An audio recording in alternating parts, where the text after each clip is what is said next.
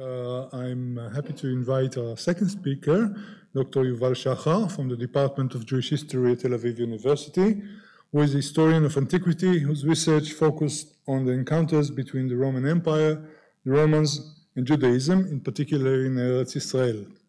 His book, Josephus Geographicus, The Classical Context of Geography in Josephus, was published by Moers Ziebeck, 2004. He has edited and co-edited many books, among which are Pilgrimage Routes to Jerusalem during the Second Temple period, that came out with the Kibbutz HaMauchad in 2013, with Benjamin Isaac, Judea Palestina, Babylon and Rome, Jews in the Roman, Parthian and Sassanian Empire, also in Moher Ziebeck, Tübingen, 2012. Rome, an empire of many nations, New Perspectives on Ethnic Diversity and Cultural Identity, Cambridge University Press, published in 2021, following an international conference celebrating Ben's 17th birthday 10 years ago. And from this year, A Craft to Aaron Oppenheimer's Studies in the Land of Israel and Babylon in Late Antiquity, that came out with Mossad Bialik in 2025, just now. His talk is Testing the Limits. A historian of the Roman Empire shed new lights on Jewish Eretz Israel. Thank you very much. I shall skip the list of distinguished speakers and guests and go straight to wish you happy birthday, Ben, and many happy returns of the day. I'm very brief here because I shall be including many more compliments and blessings throughout my paper. This paper will focus on the movement of Jewish settlement and its leaders in the land of Israel from city to countryside and back. Firstly, from city to countryside, from the results of the war of destruction of the temple, the Jewish war, to the end of the 2nd century, and secondly, from countryside to city, the Severian Revolution and the policies of Rabbi Yehuda Hanassi continuing into the 4th century. I shall relate the different stages of these movements to 5 relevant papers by Ben Isaac. I will trace these social and political changes, showing how Ben's research cast light on Roman imperial and provincial policies. These policies provided the framework for the activities of the Jews of the land of Israel. Indeed, Jewish social and settlement trends were the consequence of the restrictions and the opportunities which Roman policy dictated. It should be pointed out right from the beginning that Ben's contribution to Jewish history derived to a large extent from his collaboration over many years with the late Aaron Oppenheimer. I was privileged to be supervised by both of them and can only presume that this is what has given me the privilege of standing here today to present this paper. I'm very grateful to the organizers for inviting me.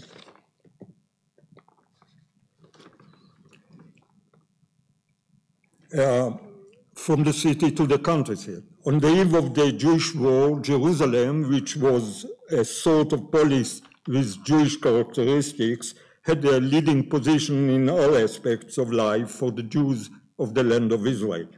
To a large extent, the centrality of the cities held good also in Galilee, in Sepphoris and Tiberias, and to some extent, Tarichei, Migdal. In the Golan, in Gamala, and across the Jordan, in Gdor.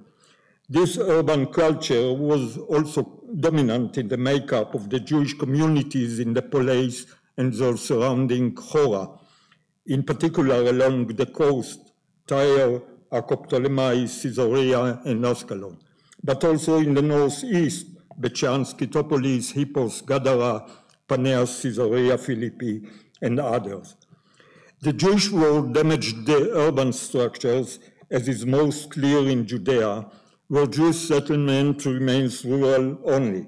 Above all, we see the destruction of Jerusalem, but Jaffa is also destroyed as a Jewish city, and Flavia Joppe is founded in its place while Antipatris, which also had urban characteristics, is destroyed as well and becomes a non-Jewish polis again only in the first half of the 3rd century.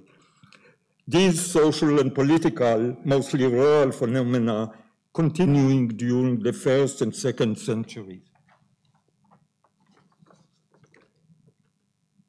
At the beginning of the 3rd century, an opposite trend begins, movement from the countryside to the city. This trend grows and reaches a peak in the 4th century. Somewhat surprisingly, most research into Talmudic society has ignored these processes, and some of it even comes to almost contradictory conclusions. Either the claim is that the Tanaim were powerless because of their shaky social and political status, or the opposite. They were rich and therefore cut off from the most of the Jewish society, which was also of little interest to them.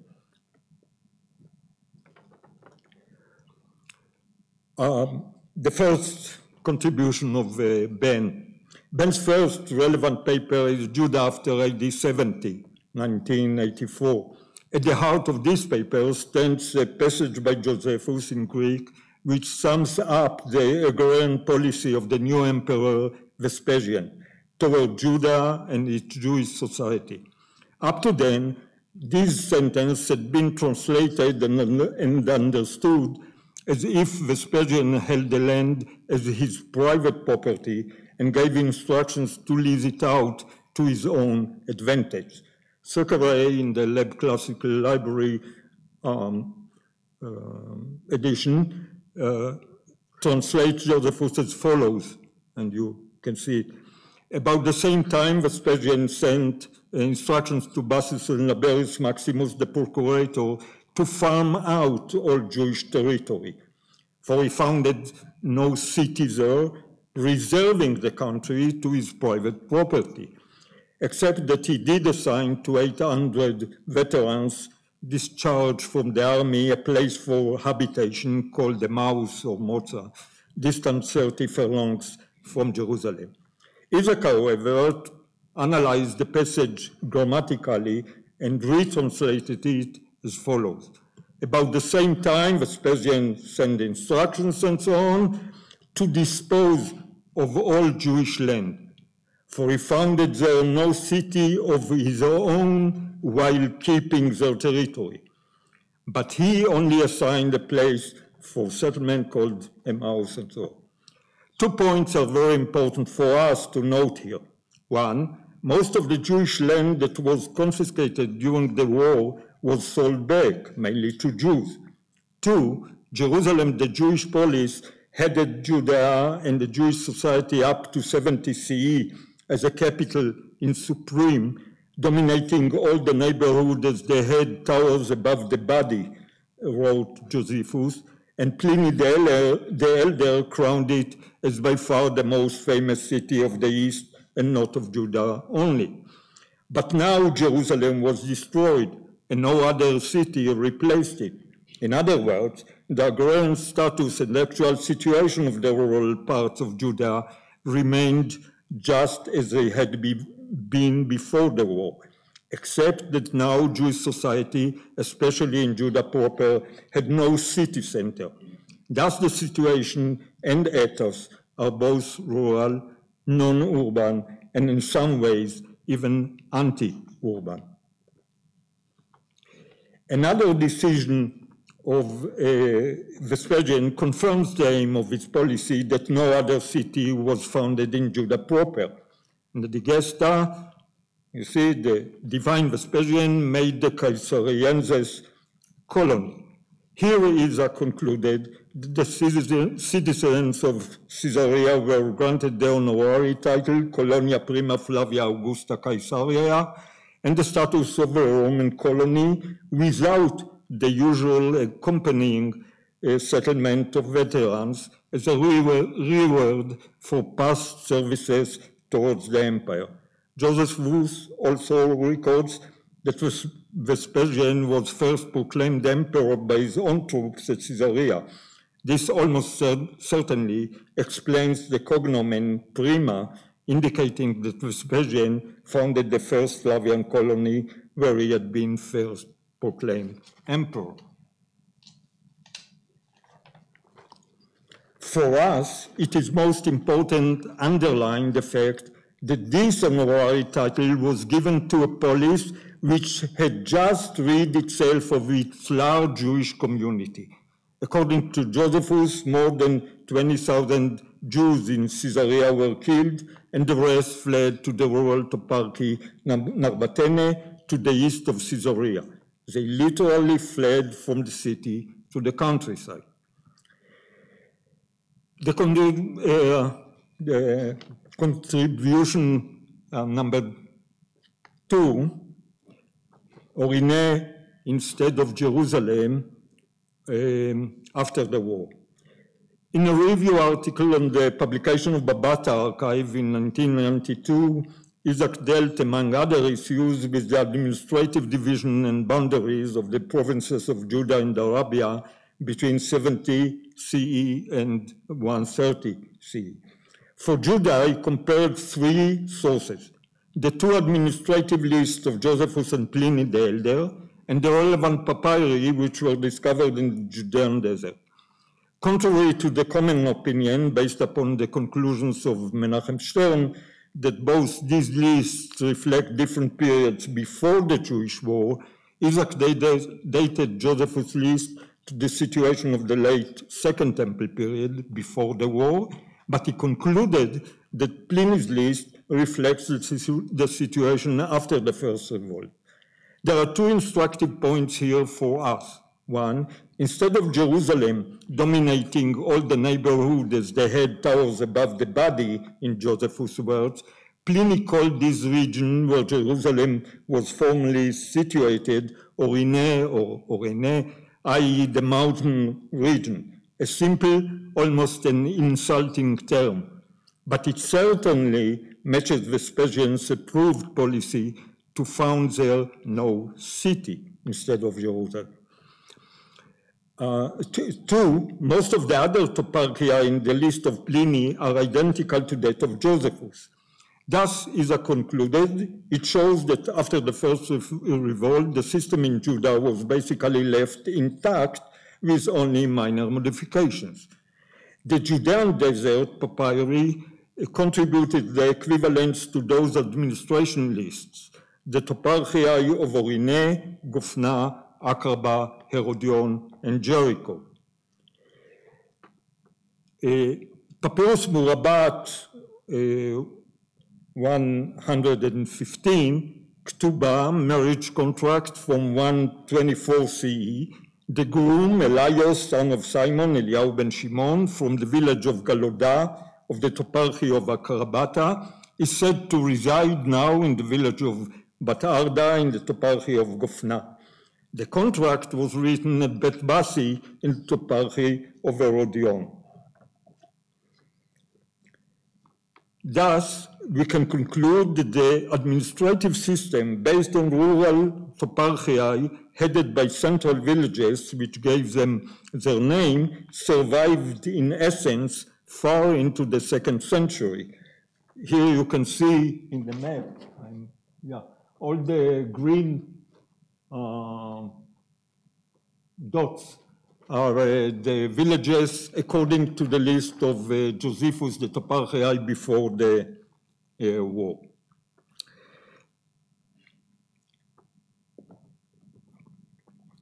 The foundation of Aila Capitolina and the historical and social aspects of the Bar Kokhba war. Isaac contributed several original insights into and questions and answers about the study of Colonia Aelia Capitolina instead of Jerusalem, and the relationship between the foundation of this city and the Bar Kokhba war. I note some points that are directly related and others which are more tangential to our survey. First, the decision of Hadrian to found a city instead of Jerusalem is exactly to what Vespasian refrained from 60 years earlier. Vespasian founded there no city of his own, while Hadrian founded the city in place of the one which was razed to the ground, naming it Aelia Capitolina. Certainly, a city of his own, named after himself. Isaac underlines this in the last footnote of his paper, The Foundation of Aelia Capitolina. It may be noted that both elements of the name Aelia Capitolina refer to Hadrian himself. The latter is the equivalent of Olympios, Hadrian's favorite epithet, but in Latin, because a Roman colony ought to have a Roman name. In naming Jerusalem Aelia Capitolina, he dedicated the city to himself, Publius Aelius Hadrianus, as identified with the Capitoline Jupiter.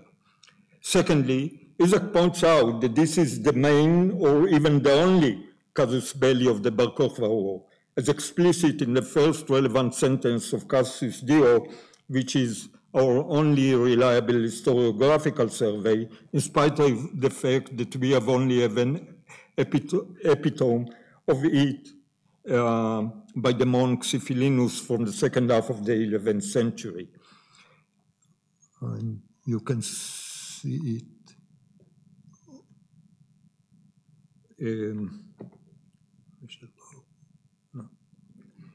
Okay. Dio wrote that Jerusalem, he, Hadrian, founded the city in place of the one which was razed to the ground, naming it Aelia Capitolina, and on the site of the Temple of God, he raised a new temple to Jupiter. This brought on a war of no slight importance, nor of brief duration. Thus, on the Roman side stood the new Roman colony founded on the initiative of the emperor himself and called by his name. In contrast, on the Jewish side, there was a purely rural society. We see this clearly from Cassius Dio's description of the Jewish losses and destruction. 50 of their most important outposts and 985 of their most famous villages, Komai, were razed to the ground. Again, the only polis that Cassius Dio names in his survey of this war in Judah is Jerusalem, the ruined city which Hadrian wanted to replace by his new colony. As he writes, the Jews deemed it intolerable that foreign races should be settled in their city and foreign religious rites planted there. Thus, the foundation of Aelia Capitolina and the subsequent fierce revolt, which lasted 4 years with such destructive results, can be seen as the peak of the sharp dichotomy between rural Jewish society in Judah and between the life of the city, now a Roman colony. Most of Judah proper remained after this war without Jews.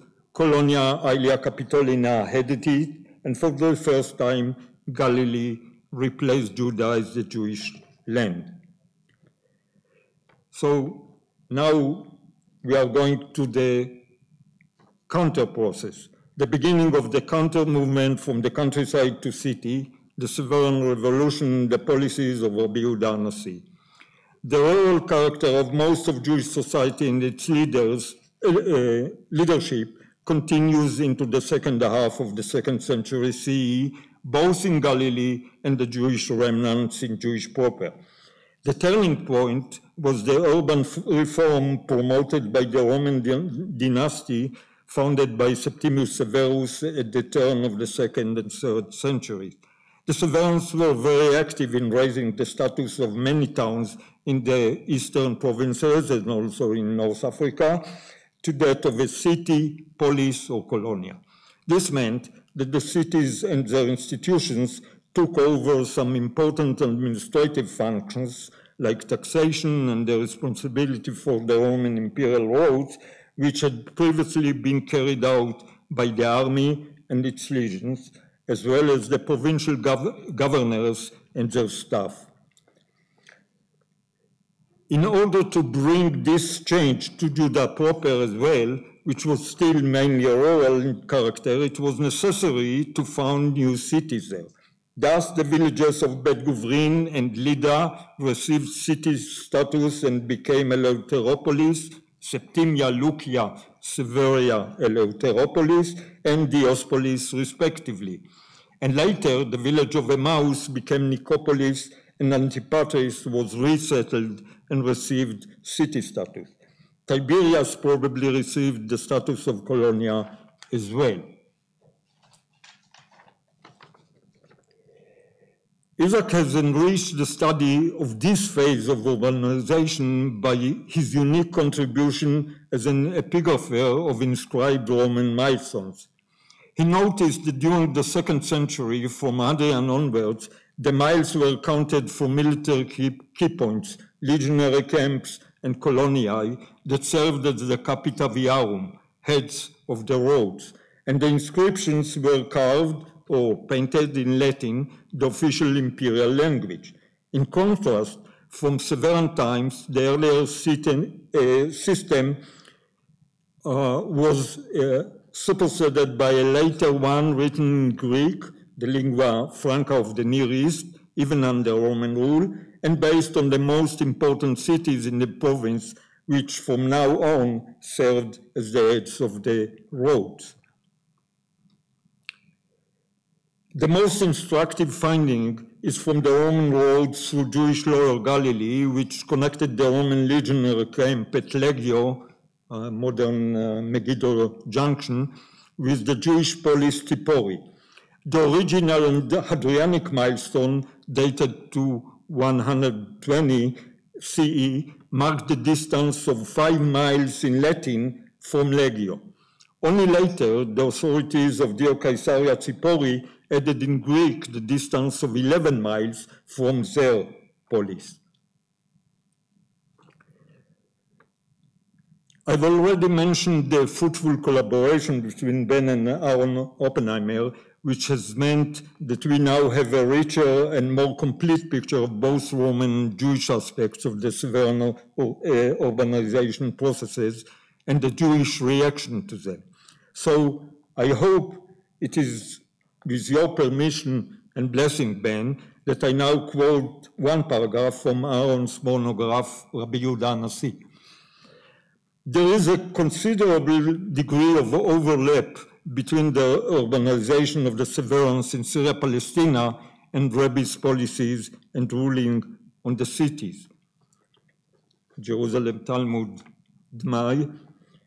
Rabbi exempted Bet Shean from mitzvot dependent on the land of Israel, such as the sabbatical year and the tithes. Rabbi exempted Caesarea, Rabbi exempted Bet Guvrin, Rabbi exempted Kfar Tzemach in the Chora of Susita. Other Talmudic sources also detail the process of the exemption of Ascalon. I quote Aaron again, this step of his was intended to give an incentive to Jews to settle in these cities. With these takanot, corrective rulings, Rabbi joined in the urbanization policies of the Severans, unquote. We started our survey with the total destruction of the Jewish communities of Caesarea Maritima and Skytopolis Bet Shean, and the heavy damage in Hippos Susita and Ascalon and some other cities. Now, Rabbi encourages Jews to resettle there and also in the new Severan polis of Eleuteropolis Bet Guvrin. The personal biography of Rabbi Yehuda Hanassi clearly exemplifies the trends of movement from the countryside to the city. He himself was born in Usha, a small village on the outskirts of Galilee. He started his leadership as Nasi in Bet Shearim, previously a rural estate of the Herodian queen Berenice, and eventually moved to Tzipori, the central Jewish polis of Lower Galilee.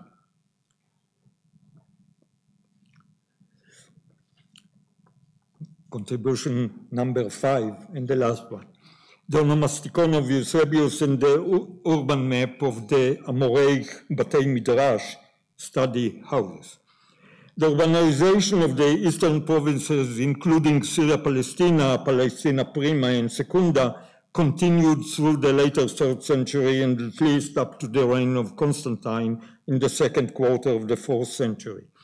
There are 2 different sources which reflect the administrative map based on cities, poleis or coloniae, and their territorium and chora, rural surroundings.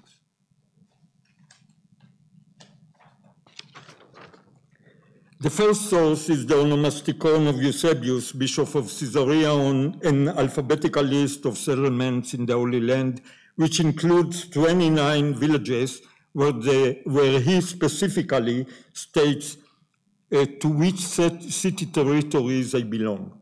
Surprisingly, there are only 6 cities where Eusebius gives concrete information about their territories.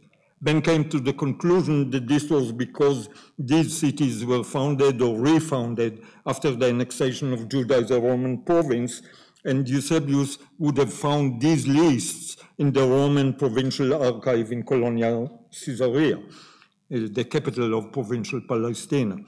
However, Eusebius also relates to many other cities and villages, and it is clear that every village belonged to a specific city, and the city territories were adjacent to each other and covered the whole province.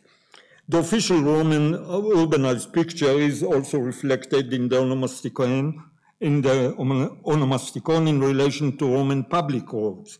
There are more than 30 references to 20 roads in Palestine, Arabia, and Syria, written according to the formula: a site, usually a village, is X miles from A, a city, as one goes to B, another city. Milestones have been found along all the Roman roads mentioned in the onomasticon.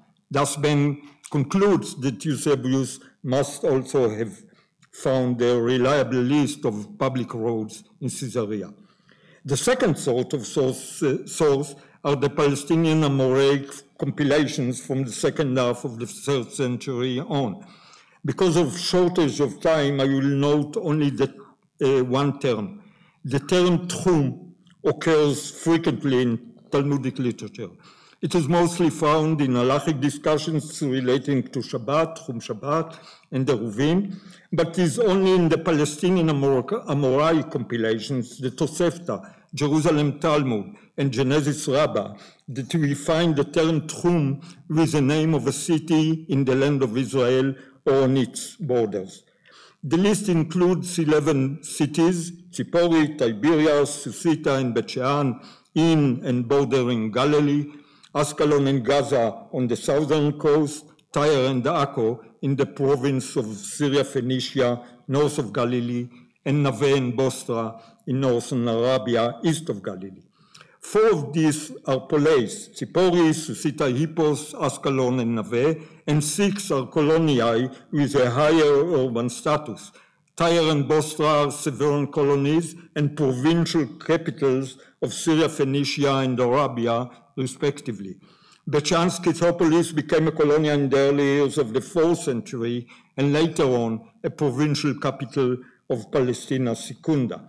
Tzipori and Tiberias had Jewish majorities, but in all the other cities in this list, except Susita, there were Jewish communities known from Talmudic sources as the seats of rabbis with close ties to the Galilean leadership. Thus, we can conclude that the Palestinian Amoraim made accurate use of the urban terminology of the Roman East, but used it almost exclusively for matters relevant to Jewish halakha. This Romanized urban picture was still relevant in later Jewish Palestine, as we see in the Rehov inscription from the 5th, 6th century, which notes the permitted villages in the Tchum of Sebaste. Sebaste, indeed, was given the status of a colonia by Septimius Severus. Thus, these 2 sources, the onomasticon and Talmudic literature, complement each other in providing a more complete picture of Roman and Talmudic Palestine. The onomasticon notes several times that a certain village is in the territorium of a certain polis or colonia and relates this to a geographical region which served as a name of a rural toparchy in the list of Josephus and Pliny, and also in the Judean Desert Papyri. But now these names lose their original administrative meaning and serve only as geographical identifiers. Thus, Sanim, it is here, right? Yeah. Is a village in the territory of Sebaste in Akraba. It is clear here that Akraba, which was once a rural toparchy, remains only as a geographical name in the vicinity of Sanim or Shunem, in the territory of the Severan colonia Sebaste. The Talmudic literature gives us the opportunity to compare the rural reality of the late 1st and 2nd century with the urban map and landscape of the 3rd and 4th centuries. Most of the rabbis of the early period, the Tanaim, lived and taught in villages. Rabbi Eliezer, Rabbi Tarfon, and Rabban Gamliel, a refugee from Jerusalem who literally fled from city to countryside, in the village of Lod, Lida. Rabbi Yoshua in the unidentified village of Pkiin, Rabbi Ishmael in Kfar Aziz, Rabbi Akiva in Bnei Brak, and Elazar HaModai, maybe, from Modi'in. Rabban Yochanan, Ben Zakkai, and few companions are the short-lived urban exception to the rural rule.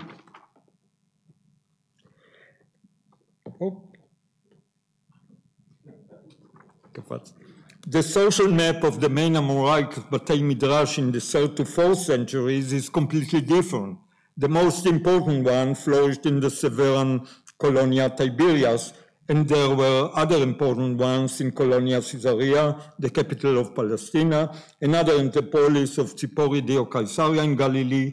In Judah, Batei Midrash were found in the Severan polis of Lida Diospolis and Bet Govrin Eleuteropolis. The sages of Naveh taught in newly founded polis during the 3rd century in North Arabia. The rural Bet Midrash in Achbara in Galilee is now the only exception to the urban rule. The same processes characterize the Talmudic landscape. The sources which reflect the Yavne and Dusha periods, late 1st and 2nd centuries, are essentially rural. They detail villages, fields, vineyards, wine and oil presses, dovecotes, etc. In contrast, the Talmudic landscape of the later Amoraic period, 3rd, 4th centuries, reflects the centrality of the cities. We walk on broad paved streets, under city gates, and into the public bathhouse in Tiberias, listening to conversations between Rabbi Yochanan, his colleagues, and pupils. Our short tour is coming to its end, and we could not have drawn or even sketched its course without the light which you, Ben, have shed from the Roman projector. So on behalf of the Jewish history and historians, I thank you very much for all your contributions and wish us all many more years of fruitful research. With good health to you and Ida.